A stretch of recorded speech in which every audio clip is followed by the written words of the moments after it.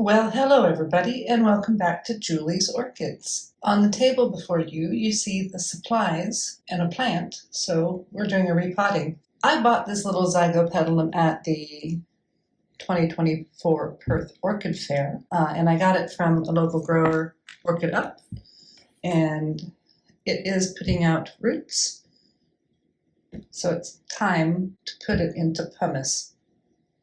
Stick around.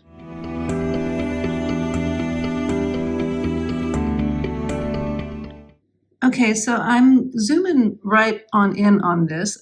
This is Zygopetalum Kiwi Choice Tyab times Freestyle Meadows Showstopper. And I bought this, as I mentioned, at the local Perth Orchid Fair 2024. I'll put a link to that in the video and the description below. Zygopetalums are a bit delicate with repottings. They tend to like to shed their roots, somewhat like cattleyas. So I always suggest that you wait until you see you have new root nubbins growing. And that's exactly what we've got going on right here with this plant. So now is the perfect time to take it out of bark and put it into my preferred setup, which is pumice. And then those new little root nubbins that you see growing there can grow down into the pumice and get used to its new setup, and the plant should be good from there. I find that Zygopetalums do take to pumice quite well.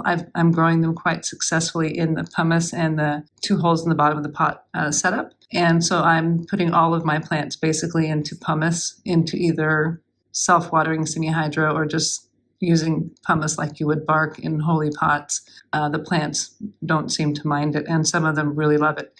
So Zygopetalums, when you're taking them from one media to another media, and from one growing condition to a different one, such as what we're going to put it into, semi-hydro sort of thing, Zygopetalum roots are delicate, and they don't like changes. So wait till you have new ones coming. We have those coming, so it's time to get these out. So I've got my handy-dandy pre-sterilized scissors, and as you saw earlier, we have all our supplies that we need, so we'll just work on getting this thing out of the pot.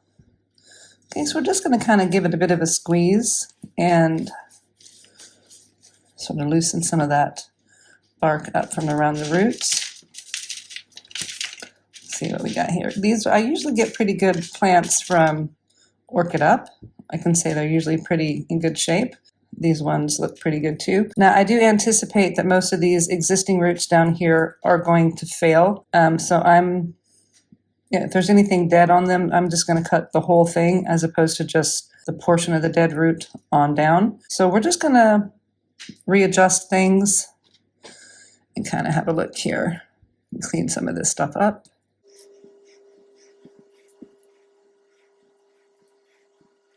And I think I'm going to take this over to the sink now and give it a rinse off, and maybe rinse off some of the small little bark pieces, get a better idea at what's going on with the roots. Perhaps maybe loosen up some of this, but we'll be right back. Okay, so we've got the roots cleaned up pretty good, rinsed off fairly well. Let's see if I can't get any of these sheaths off here.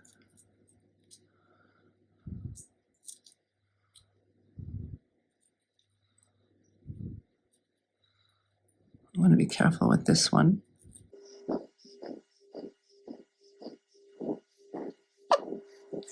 Now, I think that's dried, but I'm not so sure. It's hard to tell because I got it wet. Now that feels a bit mushy. I'm going to get some dragon's blood for that. I'll be right back.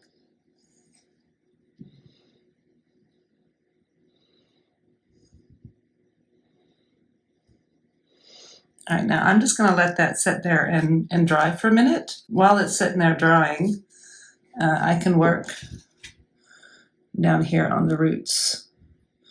Kind of, this middle one here is rotten, so it's just going to go.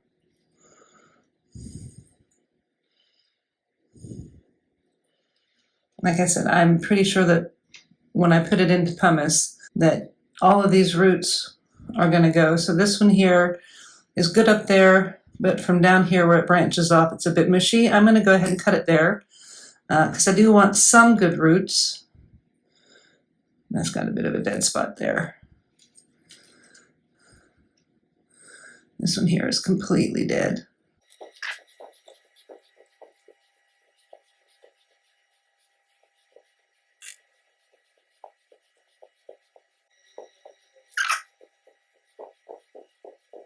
I'm trying to be careful because of that little root right there. But I think I got that root side off. Oh, there we go. Good, good. And be careful with this one. That's good.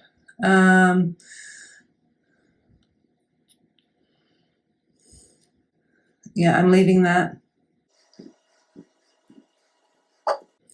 No, I'm taking that. That's hiding something back here.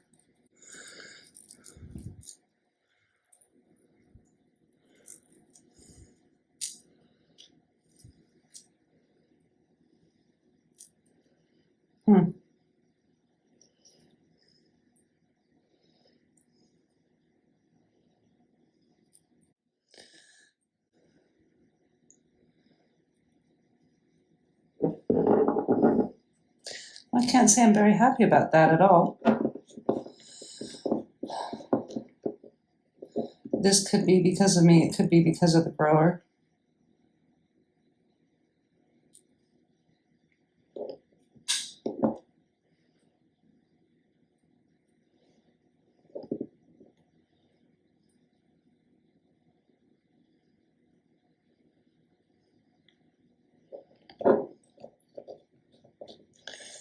So we're just going to set this down and let this dry before we do anything to it. And that'll give me a moment to clean this up.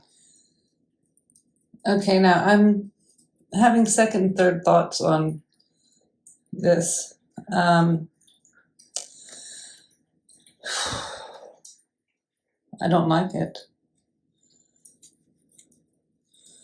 I'm going to cut this pseudobulb off. It's got black rot. So we're going to cut this off. And then I'm going to wash everything. I was thinking at first to leave it on there because that's when I just thought it was that versus all of that. And then that. So I've cut that off. I'm going to throw that away and I'm going to wash my hands. And then we're going to seal the cut with dragon's blood. And then we're going to pop this up. But that was not good. If it was just, when I initially saw it, I thought it was just that.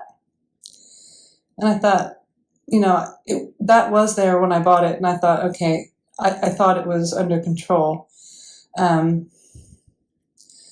I don't recollect seeing that on the back. I don't think I would have purchased it if that was on the back. So that tells me it's spreading.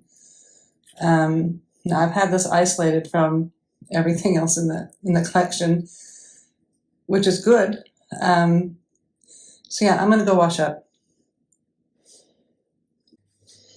Okay, so I've washed my hands. So we've got a raw cut right there, very close to new roots coming out. Otherwise, I'd be using cinnamon. So we're just going to use some dragon's blood right on that. And we'll let that dry up. So we're just going to let that dry up before we pot this up again. Like I said, normally I would use cinnamon in a case like this. But because there's roots growing here and cinnamon is a desiccant, meaning it will dry it out, I don't want to dry out new root nubbins. So I can control the dragon's blood a little bit better, and it will also act as a desiccant and help dry that out. And it also has antiseptic bacterial properties, so I'm hoping with the black rot that was there, that helps. So we're going to let that dry, and we'll be back. Okay, so that's had a moment to dry. Now I'm going to be putting it in one of these cups. I've used this before. I think I had a path in it. The path died, so I've just washed the cup, and we're going to reuse it now. With the holes to the back, because I can see that this kind of has a bit of a climbing nature, I want to sink it something like that in there. maybe a little further down, more like that. So I can put some pumice in the bottom of this cup before I put the plant in.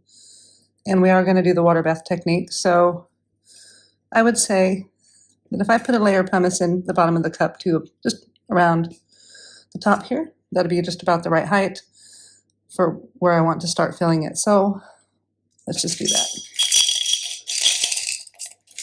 Now I am using wet pumice this time. Yeah, that's about the height I want, because I'm wanting to see that it won't float up on me as bad. Okay, not as bad. So I'm just letting this backfill through the holes at the bottom, and that looks pretty good there. And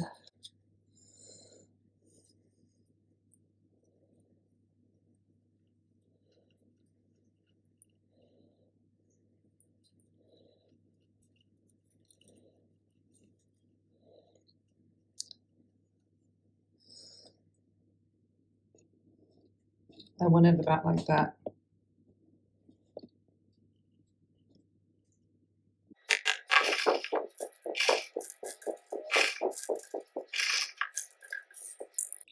I think I can take it up a little bit higher in the pot.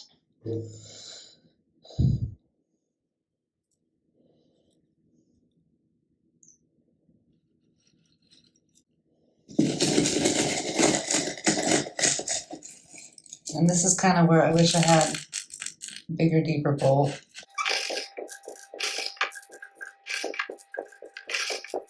Now, because this one has kind of a climbing nature, I'm going to save this little void back here for non-porous river stones.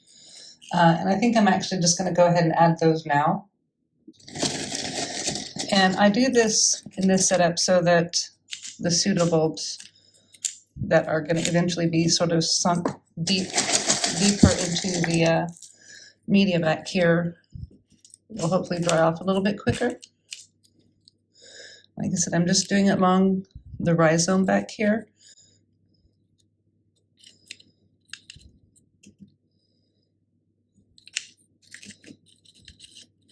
Good, I like that, like that.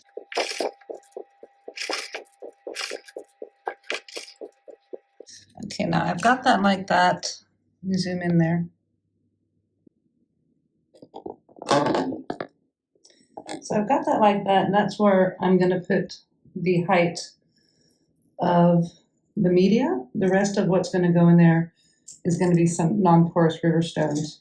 I'm doing that so that the roots, because they're really angling down, that way they're not going to run into any pumice or any stones or anything, and they'll hopefully just go straight down into that media. I find sometimes you get lucky and they do that. So we're just adding a few non-porous river stones to the top here. And as you can see, I'm kind of trying to keep them away from directly underneath those roots that are heading straight down.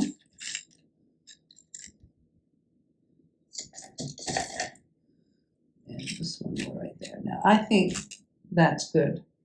So I'm quite happy with that.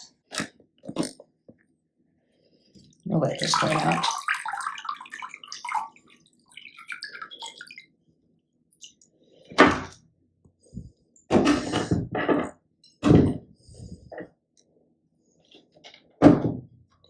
Alrighty then, and we'll put the date on the tag, put the tag in the back where the holes are, and there you have it. Little Zygopetalum with new root nubbins, getting ready to head straight down into that media.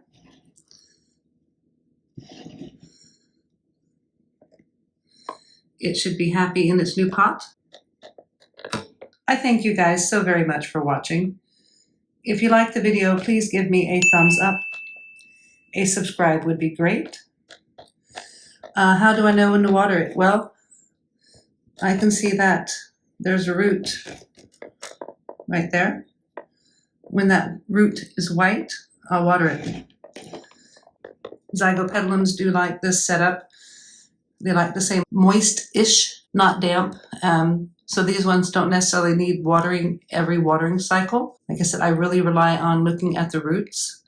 Give it a try if you want to. You don't have to worry about your pumice rotting. It won't rot and sour and soil your media. You will get some algae buildup on the outside of the pot. Doesn't seem to bother the plants that I have it in so far. And again, I thank you guys for watching. If you like the video, a thumbs up would be appreciated. Please do subscribe because we will do some follow-ups on the Zygopetalum we've potted up here, as well as the other Zygos that I have in my collection. Again, thanks for watching. Have a lovely day.